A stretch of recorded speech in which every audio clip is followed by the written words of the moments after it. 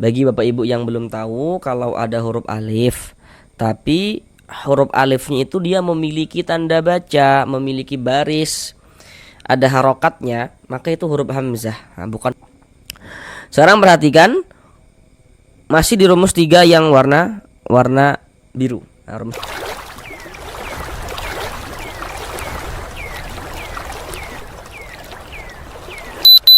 Assalamualaikum warahmatullahi wabarakatuh. Apakah Bapak dan Ibu, saudara semuanya masih belum lancar dalam membaca Al-Quran, kemudian masih belum memahami ilmu tajwid, atau merasa kesulitan di dalam memahami ilmu tajwid Al-Quran? Marilah belajar mengaji Al-Quran bersama kami. Akan kami jelaskan tajwidnya dengan pelan-pelan, ditambah media gambar juga dalam penjelasannya. Harapannya itu semoga Bapak dan Ibu saudara semuanya dapat belajar langsung dengan mudah dalam memahami ilmu tajwid Al-Quran. Karena dengan kita belajar ilmu tajwid, kemudian kita memahaminya, dan kemudian kita bisa menerapkan dengan sendirinya ketika membaca Al-Quran, maka tentu itu akan memperbaiki bacaan Al-Quran kita. Semoga bagi yang belum lancar, bisa secepatnya lancar di dalam membaca Al-Qurannya. Selanjutnya, kami selalu mendoakan semoga Bapak dan Ibu saudara semuanya senantiasa diberikan rezeki yang berlimpah dan barokah oleh Allah Subhanahu wa Ta'ala, sehingga dengan rezeki yang berlimpah dan barokah tersebut, semoga nantinya dapat beribadah umroh dan haji ke tanah suci Mekah. Amin, amin ya rabbal alamin. Selanjutnya, di dalam video ini ada beberapa produk yang telah kami cantumkan. Mana tahu nanti berminat ya, dapat langsung diklik dan juga dapat langsung untuk dibeli. Yang pertama ada Al-Quran, yakni Al-Quran Duo Arabik. Yang kami pikir Al-Quran tersebut sangat bagus sekali untuk dimiliki di rumah, terutama bagi yang belum lancar dalam membaca Al-Quran, untuk latihan di rumah agar bisa cepat lancar dalam membaca Al-Qurannya. Karena di dalam Al-Quran tersebut telah dilengkapi dengan 2 tulisan huruf Arab. Jadi ada huruf Arab yang disambung, yang pada umumnya kita lihat. Kemudian juga ada huruf Arab yang dipisah-pisah. Jadi per huruf, seperti kita belajar Iqra di awal-awal itu ya. Kemudian juga ada tulisan Latinnya. Kemudian juga ada kode tajwidnya, ada terjemahannya. Yang terpenting tadi itu, karena dia ada 2 tulisan huruf Arab tadi itu. Nah, jadi kalau kita baca Al-Quran nih, kita baca tulisan huruf Arab sambungnya. Kemudian kita terbata-bata. Kita bisa baca tulisan huruf Arab yang dipisah-pisahnya yang per huruf itu, baru baca kembali tulisan huruf Arab sambungnya. Dengan kita latihan semacam itu, insya Allah akan lebih mempercepat agar kita bisa lancar dalam membaca Al-Quran. Selanjutnya juga ada buku-buku tajwid ya. Jadi bagi yang belum punya buku tajwid, minimal di rumah adalah pegangan 1 buku tajwid seperti itu. Supaya kalau kita belajar tajwid, misalkan lupa, bisa segera membuka dan mengingatnya kembali apa yang telah kita pelajari. Baiklah, mari langsung kita mulai belajar mengaji Al-Qurannya. Kita lanjutkan kembali belajar mengaji Al-Quran dengan penjelasan tajwidnya yang nantinya akan kami jelaskan dengan pelan-pelan untuk membantu Bapak dan Ibu saudara semuanya agar dapat dengan mudah dalam memahami ilmu tajwid Al-Quran, supaya dapat dipergunakan untuk memperbaiki dan juga melancarkan bacaan Al-Qurannya. Dan sekarang ini kita masih melanjutkan kembali pada surah Ali Imran ayat yang ke-85. Karena kemarin pada surah Ali Imran ayat yang ke-85 ini kita bagi menjadi 2 bagian supaya durasi videonya tidak terlalu lama, karena di sini kami berusaha menjelaskan tajwidnya dengan pelan-pelan. Karena ketika kita sudah memahami ilmu tajwidnya, maka kita bisa menerapkan dengan sendirinya ketika membaca Al-Quran di surah apapun dan di ayat manapun. Pada bagian yang kedua ini kita akan belajar dari sini. Dari sini sampai ya, selesai sini. Sekarang mari kita baca bersama-sama terlebih dahulu dengan pelan-pelan. Namun seperti biasanya ya, kami sering mengingatkan untuk kiranya Bapak dan Ibu saudara semuanya nantinya bacalah juga secara full surah Ali Imran ayat yang ke-85 ini. Kemudian juga bacalah juga terjemahannya, jadi agar kita memahami apa yang kita baca seperti itu. Sekarang mari kita baca bersama-sama dengan pelan-pelan.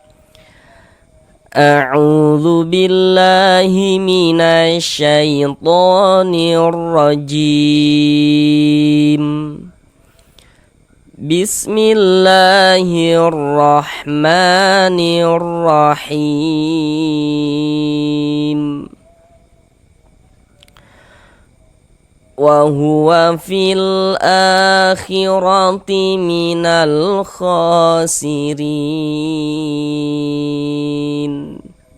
Sekarang mari bersama-sama kita bahas tajwidnya dengan pelan-pelan. Wa huwa fil. Di sini ada alif lam setelahnya huruf hamzah. Bagi Bapak Ibu yang belum tahu, kalau ada huruf alif tapi huruf alifnya itu dia memiliki tanda baca, memiliki baris, ada harokatnya, maka itu huruf hamzah, bukan huruf alif. Kayak gini nih kan, alif ada tanda bacanya tapi itu, kalau alif ada tanda bacanya itu bukan huruf alif tapi huruf hamzah. Makanya ini alif lam setelahnya hamzah. Perhatikan media gambar di samping.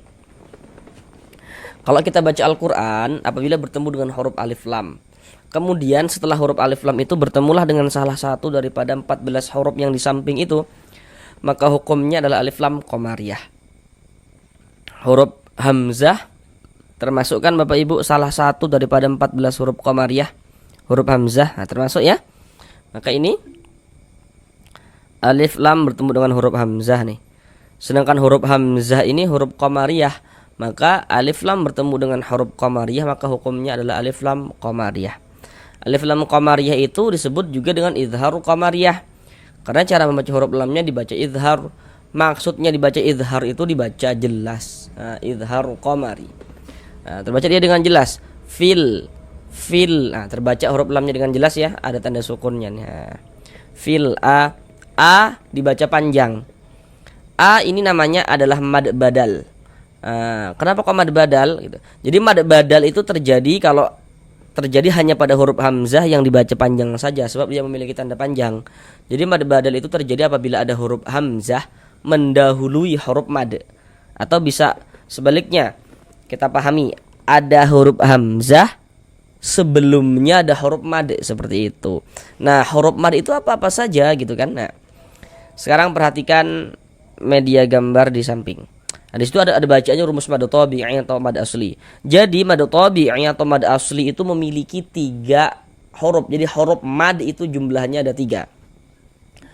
Kemudian apabila yang memakai huruf-huruf mad tersebut adalah huruf hamzah, maka terjadilah mad badal. Nah, bukan mad tabi'i, tapi kalau yang memakai huruf-huruf mad itu adalah huruf hamzah, maka dia adalah mad badal. Secara khusus tentang pembahasan mad badal itu sudah kami buatkan tersendiri playlist videonya, seperti itu. Sekarang kita pahami keseluruhan cara memahami huruf-huruf mad. Rumus satu warna hitam, di situ ada huruf ya sukun sebelumnya harokat kasrah. Jadi kalau baca Al-Quran bertemu ya sukun, sebelum ya sukun ada huruf yang memiliki harokat kasrah, maka huruf yang memiliki harokat kasrah dibaca panjang. Rumus 2 warna hitam, huruf waw sukun sebelumnya harokat dhammah. Jadi kalau kita baca Al-Quran bertemu waw sukun, sebelum waw sukun ada huruf yang memiliki harokat dhammah, maka huruf yang memiliki harokat dhammahnya dibaca panjang. Rumus 3 warna hitam, huruf alif sebelumnya harokat fathah. Jadi kalau baca Al-Quran bertemu alif, sebelum alif ada huruf yang memiliki harokat fathah, maka huruf yang memiliki harokat fathahnya dibaca panjang.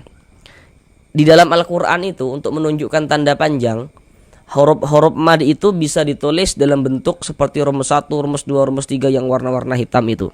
Yang maksudnya huruf madnya itu tampak. Jadi dia dari segi tulisan huruf madnya itu ada, kelihatan, tampak begitu. Kemudian juga untuk menunjukkan tanda panjang, pada mad tabi'i nantinya huruf-huruf mad itu bisa juga tidak ditulis dalam bentuk seperti rumus 1, rumus 2, rumus 3 yang warna-warna hitam itu. Jadi dia dari segi tulisan huruf madnya itu dia tidak tampak. Huruf madnya itu hanya dikira-kirakan. Diberilah tanda-tanda panjang seperti rumus 1, rumus 2, rumus 3 yang warna-warna biru itu. Jadi pada kesimpulannya, tanda-tanda panjang di rumus 1, rumus 2, rumus 3 yang warna-warna biru itu pada mad tabi'i pada dasarnya adalah huruf-huruf mad yang di rumus 1, rumus 2, rumus 3 yang warna-warna hitam itu. Tentunya sesuai dengan kotaknya masing-masing. Nah, tapi kalau yang memakai huruf-huruf mad yang memakai tanda-tanda panjang tersebut adalah huruf hamzah, maka terjadilah mad badal. Nah, seperti itu. Ini kan sekarang perhatikan rumus 3 yang warna biru. Berarti rumus 3 warna biru pada dasarnya adalah rumus 3 yang warna hitam. Ini pada dasarnya di situ ada alif sebelumnya harokat fathah begitu. Jadi huruf kalau di atasnya ada tanda seperti ini, ada tanda harokat fathah, tapi dia bentuknya berdiri seperti ini, berbentuk alif kecil seperti ini.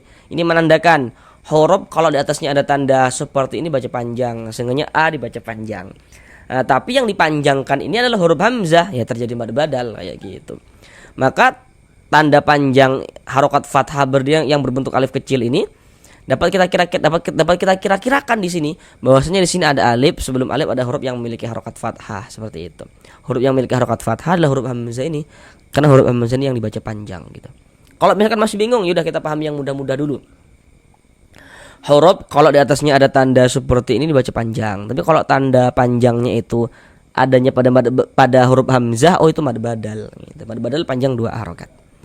Wa huwa fil akhirati minal, huruf ro memiliki harokat fathah nih ya, tanda baca fathah baris di atas nih. Maka ini huruf ro dibaca tabkhim, dibaca tebal, sehingga dengan mendekat pangkal lidah kita ketika kita mengucapkannya. Fil akhirati minal, alif lam setelahnya huruf kha. Perhatikan lagi, huruf kha termasuk salah satu huruf qamariyah. Maka alif lam bertemu dengan huruf kha. Huruf kha huruf qamariyah, maka alif lam bertemu dengan huruf qamariyah, hukumnya alif lam qamariyah. Alif lam qamariyah disebut juga dengan idhar qamariyah, karena huruf lamnya dibaca jelas. Minal kha, kha dibaca panjang. Kenapa kha dibaca panjang? Apa tanda panjangnya kha seperti itu? Sekarang perhatikan, masih di rumus 3 yang warna biru. Nah, rumus 3 warna biru pada dasarnya adalah rumus 3 yang warna hitam. Jadi pada dasarnya adalah huruf mad yang di rumus 3 warna hitam itu. Nah, kenapa kok kha dibaca panjang? Jadi kalau baca Al-Qur'an bertemu huruf, di atas huruf tersebut ada tanda seperti ini. Ada tanda harokat fathah yang bentuknya berdiri seperti ini. Nah, ini menunjukkan huruf itu kalau di atasnya ada tanda seperti ini dibaca panjang, sehingga kha dibaca panjang. Tapi ini mad tabi'inya itu ditulis dalam bentuk harokat fathah berdiri yang berbentuk alif kecil seperti ini. Maka di sini dapat kita kira-kirakan, kita masukkan ke rumus 3 yang warna hitamnya itu, bahwasanya di sini ada huruf alif. Dapat kita kira-kirakan di sini ada huruf alif. Sebelum alif ada huruf yang memiliki harokat fathah. Huruf yang memiliki harokat fathahnya adalah huruf kha, karena huruf kha yang dibaca panjang kayak gitu. Mad tabi'i panjangnya 2 harokat. Khasirin. Huruf ra ini memiliki harokat kasrah, baris miring di bawah namanya harokat kasrah atau tanda baca kasrah atau baris kasrah. Maka huruf ra dibaca tarkik, dibaca tipis. Khasirin. Rin dibaca panjang. Ini kalau kita baca Al-Qur'annya itu tidak berhenti di huruf nun, tidak berwakaf di huruf nun, kita wasolkan khasirina dan langsung kita teruskan, langsung kita sambung bacanya tanpa berhenti di huruf nun, maka panjangnya ri tetaplah menjadi mad tabi'i dan dibaca dengan panjang 2 harokat. Tapi tadi itu kita bacanya itu berwakaf, berhenti di huruf nun, sehingga ri dari mad tabi'i dia berubah menjadi mad arid li sukun. Apa yang menyebabkan perubahan itu terjadi?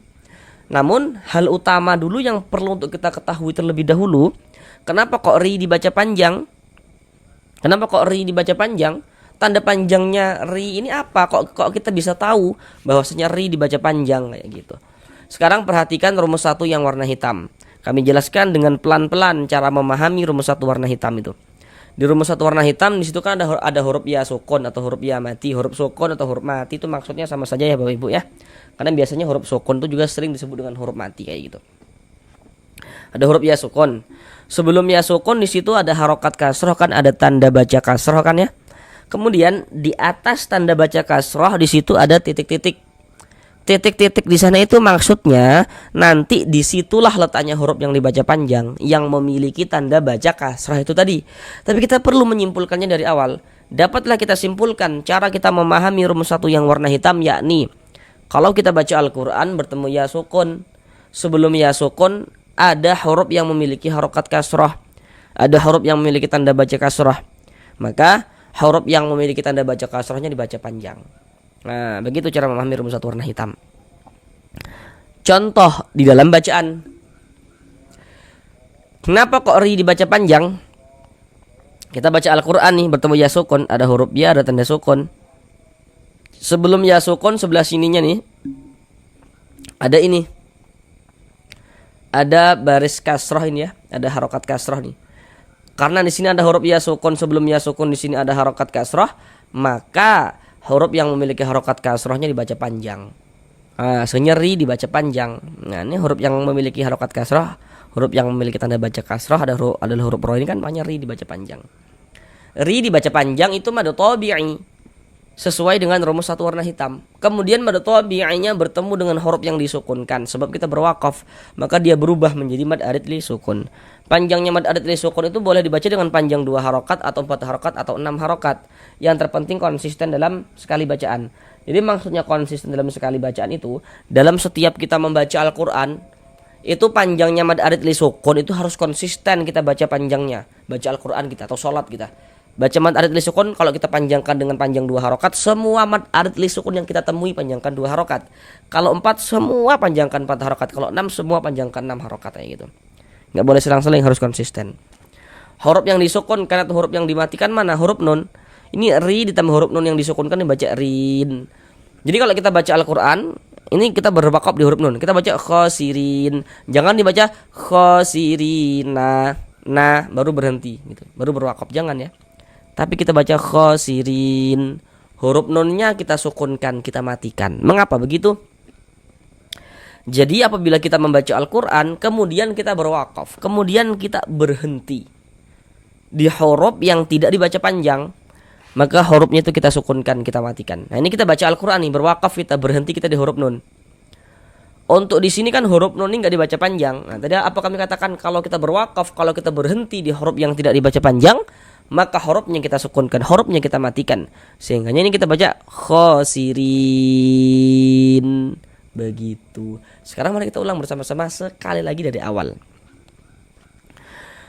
Wa huwa fil akhirati minal khasirin. Sampai di sini belajar mengaji Al-Qur'annya, sampai bertemu di pembelajaran yang berikutnya. Assalamualaikum warahmatullahi wabarakatuh.